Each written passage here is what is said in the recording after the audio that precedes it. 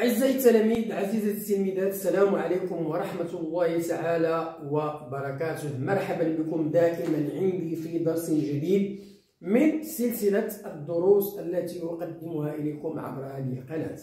Bonjour à tous, bonjour à toutes, bonjour à tous les fans de ma chaîne. J'espère que vous allez toujours très bien. Comme d'habitude, ma présence aujourd'hui ici, c'est de vous présenter une nouvelle leçon. La leçon d'aujourd'hui, c'est une épreuve de français. C'est une épreuve de français pour consolider, si vous voulez, pour vérifier, contrôler les acquis. Est-ce qu'ils sont bien assimilés, oui ou non? Ou bien, il y a des remèdes qu'on va essayer de remédier sur le champ. Bon, soyez attentifs et suivez bien. Alors, nous avons épreuve de français. Il est destiné pour les écoliers de la 6e année enseignement primaire. Même les élèves de la 5e année peuvent bénéficier de cette épreuve-là.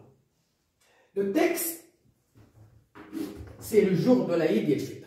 Donc, dans ce texte, on va parler de la fête de l'Aïd el-Fitr. L'Aïd el-Fitr, c'est une fête religieuse. Hein? Pourquoi? Parce qu'au Maroc, il y a des fêtes religieuses et il y a des fêtes nationales. Ça veut dire أعياد دينية وأعياد وطنية. Alors aujourd'hui, غادي نتحدثوا على عيد الفطر اللي هو عيد ديني. Le matin de la fête, après le retour de papa et de mes grands frères de la mosquée, nous avons échangé les bons souhaits entre nous et avec nos voisins. Voilà. Celui qui parle dans ce texte, c'est l'auteur. Hein? Il nous raconte la fête de l'Aïd el-Fitr. Qu'est-ce qu'il dit? Le matin, quand on dit le matin, ça veut dire le contraire du soir. Le matin, ça veut dire à partir du matin, de 8 h par exemple, à 1 h ou bien à 2 h, on dit le matin. On dit le matin. Alors, le matin de la fête, c'est Sabah el-Eid, le matin de la fête, après, hein, quand on dit après, le contraire c'est avant. Après, avant, après le retour de papa. Le retour هو الرجوع من بعد ما رجع أبي وإخوتي الكبار من المسجد. Après le retour de papa et de mes grands frères de la mosquée. Ça veut dire que papa et mes grands frères, le matin, ils sont partis à la mosquée pour faire la prière.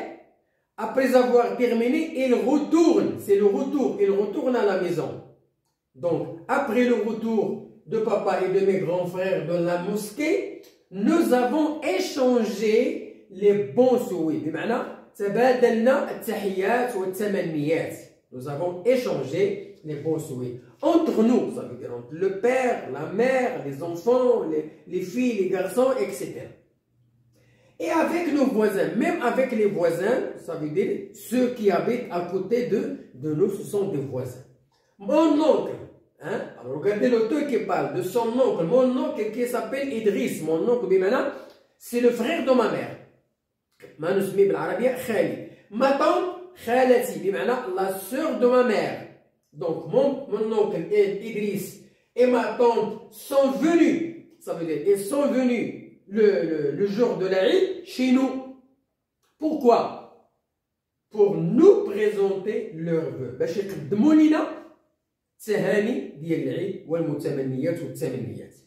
Donc voilà la relation entre les familles, entre les membres de la famille pendant le jour de la vie. Ça veut dire ils se visitent entre eux, ils passent,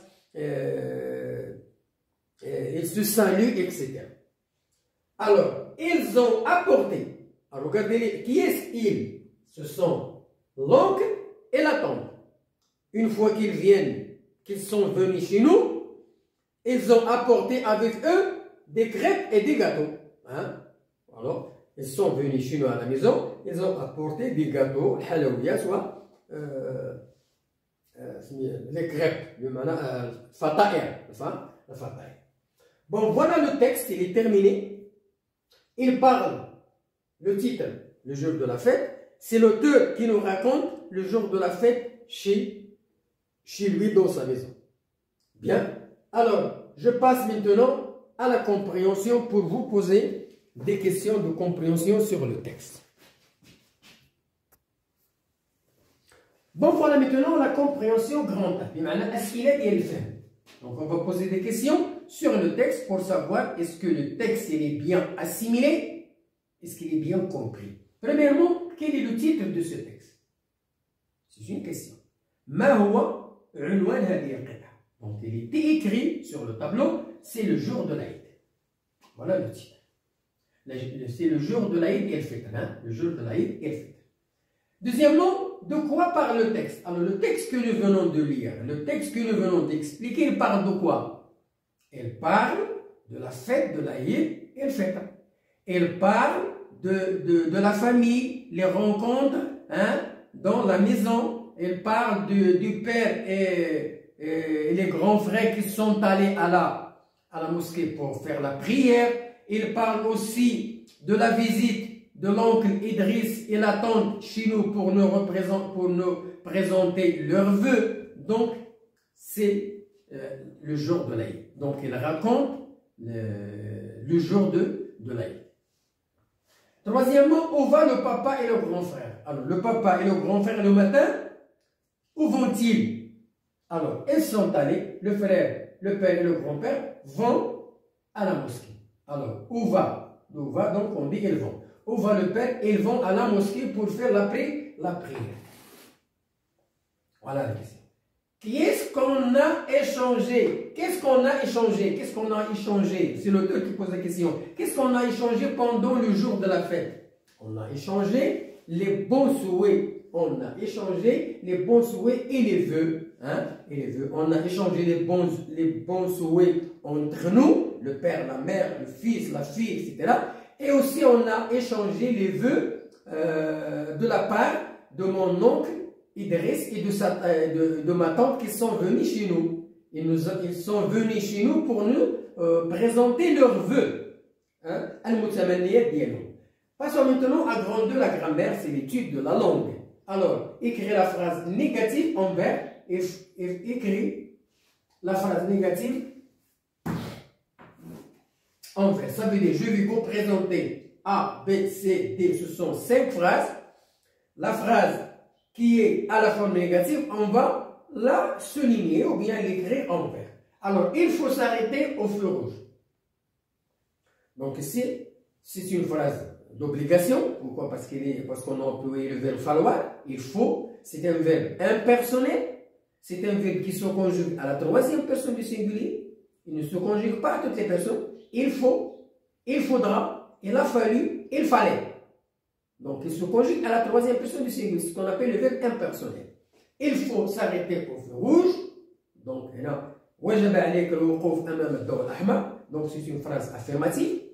Samir ne fait jamais des bêtises. Donc ici nous avons la présence de ne jamais qui est le contraire de toujours. Donc c'est une phrase négative.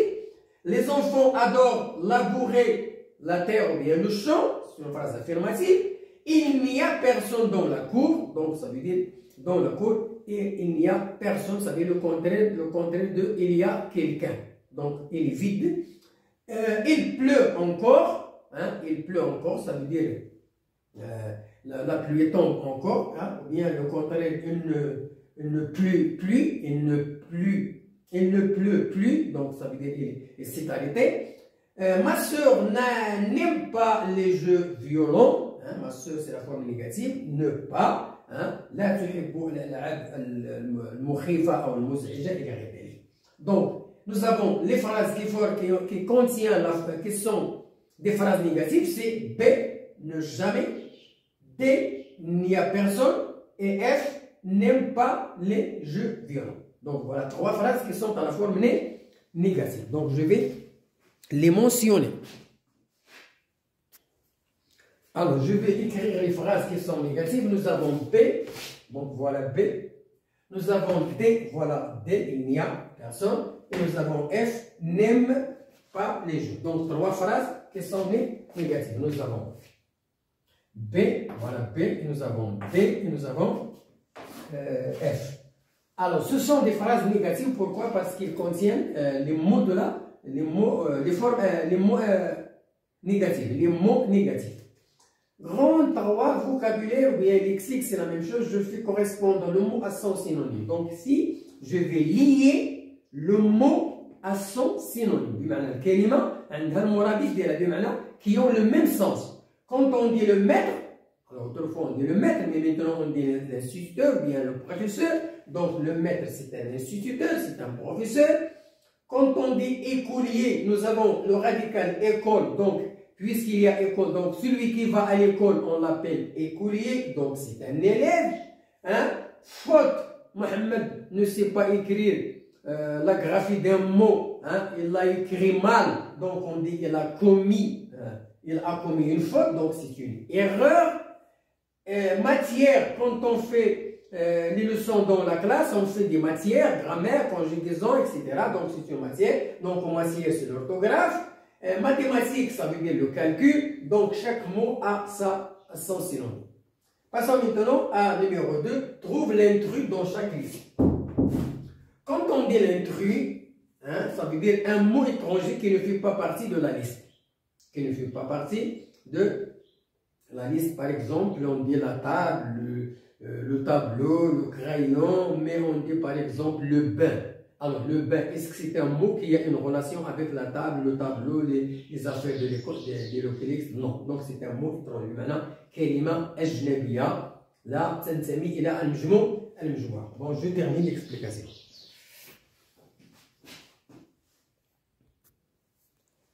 Alors, puisqu'on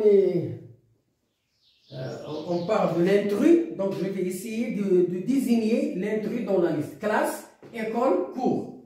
Et nous avons piscine. Donc ici, la classe a une relation avec l'école, la cour, ça veut dire que la cour elle est dans l'école et la classe elle est dans l'école. Donc la piscine c'est un mot intrus. Donc il n'a aucune relation. Le maître, le directeur, le facteur, la classe. Donc nous avons le maître, le directeur, la classe. Hein, ils sont en relation entre eux, mais le facteur ne fait pas partie de cette liste. Donc c'est un mot intrus. Matière, discipline, quand on dit discipline, c'est la matière, c'est la même chose, ça veut dire grammaire, conjugaison, orthographe, etc.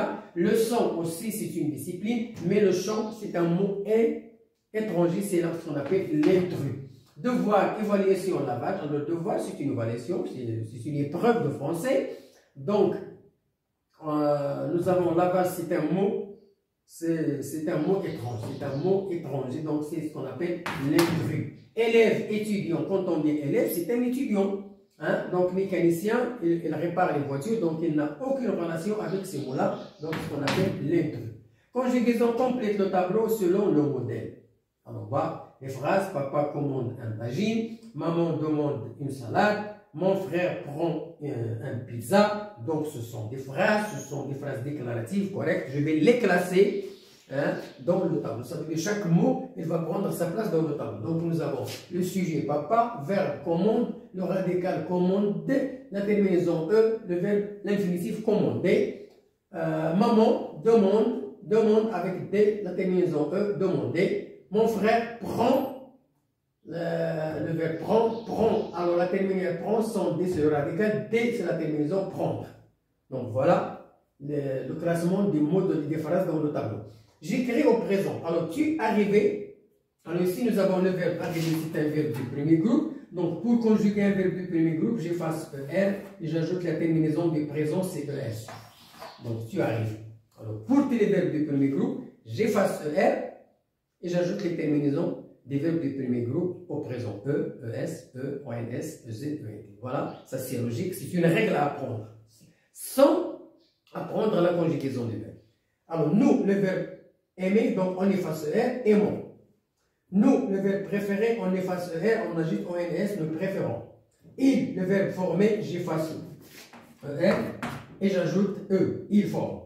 Nous, le verbe parler, j'efface ER et j'ajoute ONS, nous parlons une voix basse. Voilà les phrases.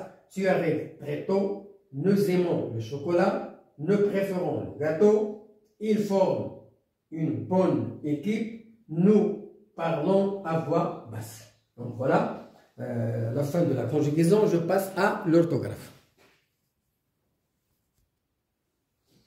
Bon, je termine l'explication. Alors, nous avons orthographe, classe les mots au tableau. Alors, quels sont les mots? Gentil, une guitare, une bague, une glace, une araignée, une montagne, gris, la guerre, la magie. Alors, ça veut dire que ces mots-là, je vais les classer selon le début du mot. GE, gentil. GI, magie. G, guitare, bague, gris, guerre. On entend G. Niel, araignée, montagne. Glace. Je forme des mots.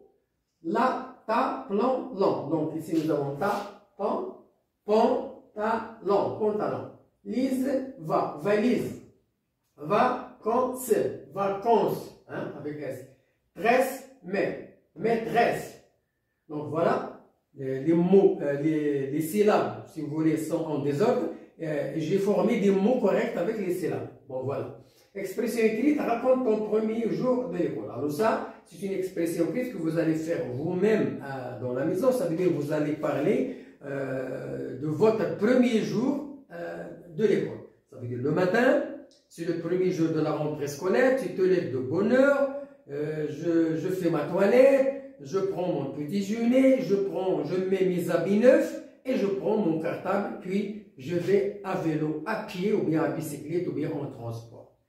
En arrivant à l'école, j'ai rencontré mes amis, j'ai parlé avec mes amis, j'ai discuté avec mes amis, hein, j'ai rencontré ma maîtresse ou bien mon professeur, j'ai salué mon professeur, hein, j'ai joué avec mes camarades, etc. Donc voilà ce qu'il faut faire pour raconter le premier jour de l'école en 5 ou bien 6 minutes.